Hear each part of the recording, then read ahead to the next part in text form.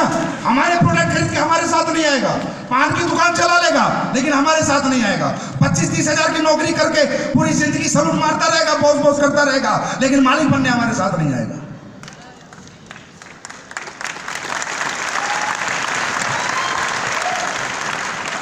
आपको मालूम है क्यों नहीं आता? ये राज मैं आपको बताता हूं। आप लोग यहां पर मालूम है क्यों हो? क्योंकि आप लोग बहुत अच्छे इंसान हो। मैं नहीं कहता कल आप कामयाब हो गए या नहीं होगे, मैं नहीं कहता सक्सेस आपको मिलेगी या नहीं मिलेगी, पर मैं ये कह सकता हूं कि आप इस धरती मां पे जिस मां ने आपको जन्म दिया है, हकीकत में आप एक सुपुत्र हो।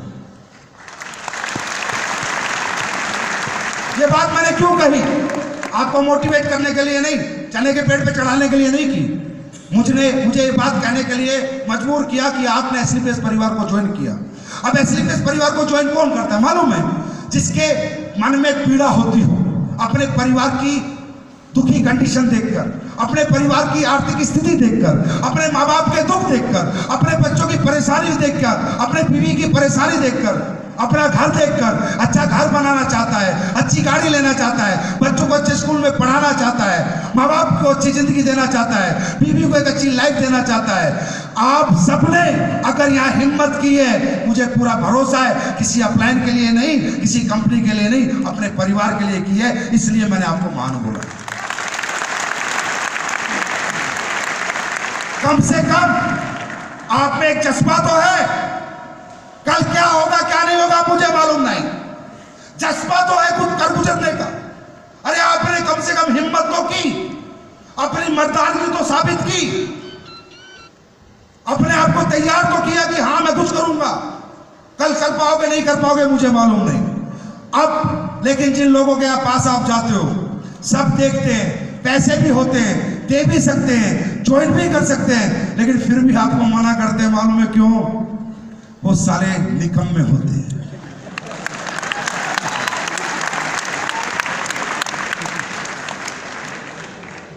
मुझे समझाओ, क्या उन्हें चेक नहीं दिखता, बैंक स्टेटमेंट नहीं दिखती, जगुआर गाड़ी नहीं दिखती, महिपाल का, कुणाल का, शिव कुमार का, अमित दुबे का बैकग्राउंड नहीं दिखता, अनुज शर्मा नहीं दिखता? क्या नहीं दिखता? क्या समझ में नहीं आता उन्हें? पर वो मालूम है उनके अंदर इंसान नहीं राक्षस बसता है, उनका दिल नहीं पत्थर होता है। उन्हें ना माँ के दर्द से दर्द होता, ना बीवी के दर्द से दर्द होता, ना बच्चों के दर्द से दर्द होता, ना खुद के दर्द से दर्द होता, ना समाज के दर्द से दर्द होता। उन्हें तो मेहनत करने में दर्द होता है, इसलिए आपके साथ ज्वाइन नहीं करते, क्योंकि वो निकम्मे नामर्द है, साले नामर्द।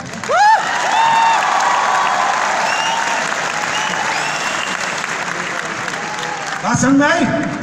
तो जब मेहनत करने निकलते हो ना, प्लान देने निकलते हो और सामने वाला मना कर देता है, नहीं समझता, तो ये सोचना कि ये नामर्द है, इसकी जरूरत ही नहीं, मर्द ढूंढ अपने जैसा, मर्दों की जरूरत है।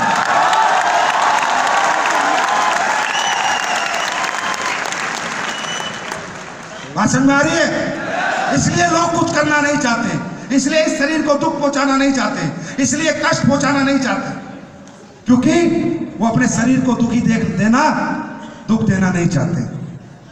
टाइम से टीवी और टाइम से बीवी चाहिए। बात समझ में आ रही है? और आखिरी बात,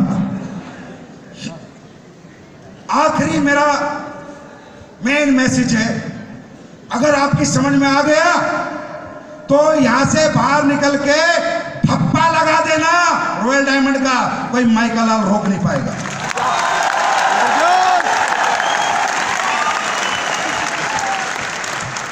डायरेक्ट सेलिंग इंडस्ट्री की सबसे महत्वपूर्ण विडंबना भी बताता हूं। यहां पर क्या होता है, यहां काम करने के लिए मोबाइल में बैलेंस चाहिए होता है, मोटरसाइकिल में तेल चाहिए होता है, या कहीं आने जाने के लिए किराया भाड़ा चाहिए होता है, कहीं रुकने के लिए होटल का धर्मशाला का पैसा चाहिए होता है, खाने के लिए पैसा चाहिए होता है, हाँ या ना? यस और नो? पर जब लोग डायरेक्ट सेलिंग इंडस्ट्री में आते हैं, डायरेक्ट सेलिंग इंडस्ट्री को ज्वाइन करते हैं, तो उन्हें कॉर्पोरेट फील नहीं ले आता, वो इसे कॉर्पोरेट फीलिंग नहीं देते, इसे पता नहीं कौन सा धंधा समझते हैं, वो इसे बिजनेस नहीं समझते, इसे धंधा नहीं समझते, वो सोचते हैं पता नहीं है तो बस ऐसे ही बिजनेस है। उनसे पूछो भाई काम कर ले, बोला सर चेक आएगा तभी तो करूंगा, और मैं बोलता हूं जब कुछ करेगा तभी तो चेक आएगा। कहने का मतलब मैं सिर्फ, आप सभी लोग समझदार हैं, बच्चे नहीं हैं। 5 करोड़ रुपए 5 साल में कमाने के लिए अगर बाजार का कोई बिजनेस करोगे तो कितना पैसा खर्चा करना पड़ेगा? मेरा ये सवाल है, इसका जवाब ढूंढ लेना। 5 करोड़ रुपए कमाने के लिए कितना खर्चा करना पड़ेगा, ये आप बाजार में जाके पता करो कि मैं कौन सा बिजनेस करूं जिससे 5 साल में 5 करोड़ रुपए कमा लूं। इन्वेस्टमेंट हर बिजनेस में करनी पड़ती है, कहीं छोटी, कहीं बड़ी, कहीं कम और कहीं ज्यादा। डायरेक्ट सेलिंग इंडस्ट्री की विडंबना यह है कि यहाँ कोई इन्वेस्टमेंट करना नहीं चाहता। सब सोचते हैं मुफ्त में आने दो, मुफ्त में आने दो, मुफ्त में आने दो। नहीं आएगा। पैसे ना होने की वजह से लोग सेमिनार बंद कर देते हैं, पैसे ना होने की वजह से लोग टूरिंग बंद कर देते हैं, पैसे ना होने की वजह से लोग आना जाना बंद कर देते हैं, फोन करना बंद कर देते हैं। और ये इस इंडस्ट्री की सबसे बड़ा ड्रॉबैक है, सबसे बड़ी विडंबना है। आज बाजार में आप 10 करोड़ रुपए लगाओगे ना सर, तो 4 लाख महीने का किराया आएगा। जाके बाजार में पता कर लो। इसका मतलब इंसान, बाजार का बिजनेसमैन और हमारे बिजनेसमैन में फर्क देखो। बाजार का बिजनेसमैन 100 करोड़ रुपए का होटल बनाता है, 4 से 5 साल बनाने में लगाता है, फिर जो 100 करोड़ लगाए हैं 25 साल उसे कमाने में लगाता है। उसके बाद भी सोचता है ये प्रॉफिट का बिजनेस है, उसके बाद भी कहता है ये प्रॉफिट का बिजनेस है। 25 साल बाद खुद के लगाए हुए 100 करोड़ रुपए 25 साल बाद प्रॉफिट देते हैं। वो बोलता है मेरा बिजनेस बहुत बड़ा है, मेरा बिजनेस बहुत अच्छा है, मैं दुनिया का सबसे समझदार बिजनेसमैन हूं। अब ये सोचो कितना जिगर रखता है, कितनी लंबी समझ रखता है और कितनी लंबी सोच रखता है। लोग 100 करोड़, अगर आप एक शोरूम खोलोगे 1 करोड़ का, तो महीने का मुश्किल से आपको 2 लाख रुपए कमा के देगा। साल का 24 लाख, 5 साल में 1 करोड़ रुपए वापस आएगा और 5 साल बाद आप 2 लाख महीना कमाना शुरू करेंगे। इसका मतलब दुनिया का कोई भी बिजनेस ऐसा नहीं है जहां इन्वेस्टमेंट करनी नहीं पड़ती। लेकिन डायरेक्ट सेलिंग में लोगों ने कसम खा ली कि हम यहाँ कुछ नहीं लगाएंगे जब तक चेक नहीं आएगा। मैं कहता हूं लगाओगे तो चेक जरूर आएगा।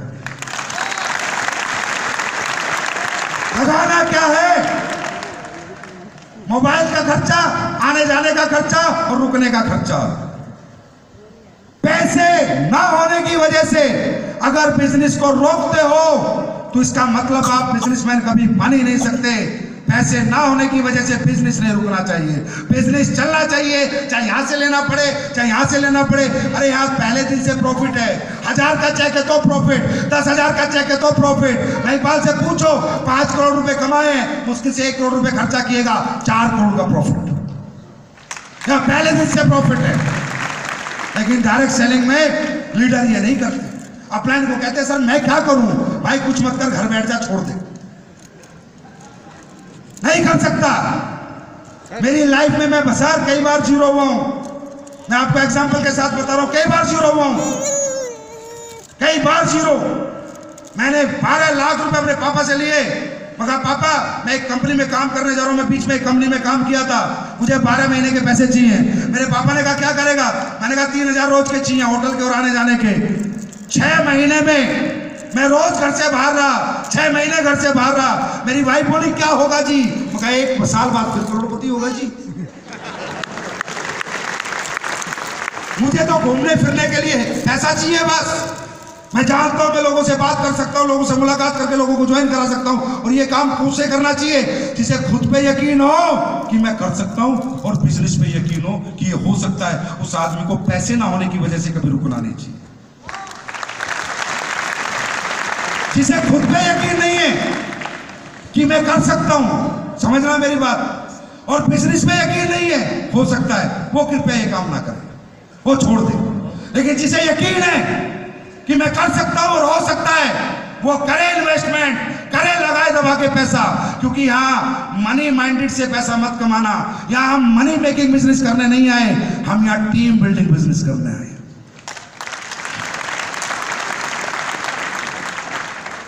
मैंने ये बात जरूर इसलिए शेयर की, मुझे पता है सबसे बड़ा कारण ये है, नेटवर्करों के खत्म होने का, इस कैरियर से बाहर निकलने का सबसे बड़ा कारण ये है। मैंने सन 2007 17 अप्रैल को बिजनेस ज्वाइन किया था। मेरे पास मोबाइल भी नहीं था, लैपटॉप भी नहीं था, मोटरसाइकिल भी नहीं थी।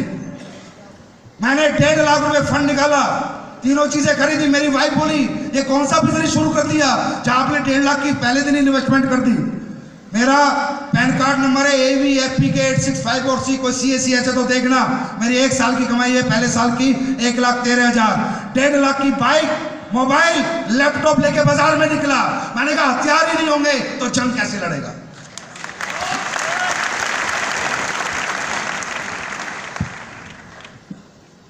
आने जाने में 2-3 लाख रुपए खर्चा कर दिया। 1 साल में कमाया सर 1,13,000। वाइफ बोली आबाद करने आए हो या बर्बाद करने आए हो। मैंने कहा रुक रुक, ये बेस बन रहा है, ये नींव डल रही है, ये टीम बन रही है। जब ये टीम बढ़ेगी पैसा बढ़ेगा। दूसरी साल मेरा खर्चा 4 लाख, कमाई 2,23,000। मेरा फॉर्म 16 निकाल लेना, खुली छूट दे रहा हूं आपको। AVFPK 8654C, it's my pan card number. 2,23,000, खर्चा 4 लाख। बीवी बोली पूरा बर्बाद कर दिया। मगर टेंशन मत ले, टीम बन रही है। अजीब सर, मैं यहां पैसे बनाने नहीं आया था, मैं अपनी सल्तनत बनाने आया था। एक बार सल्तनत बन जाए फिर तो पूरी जिंदगी राज करेंगे।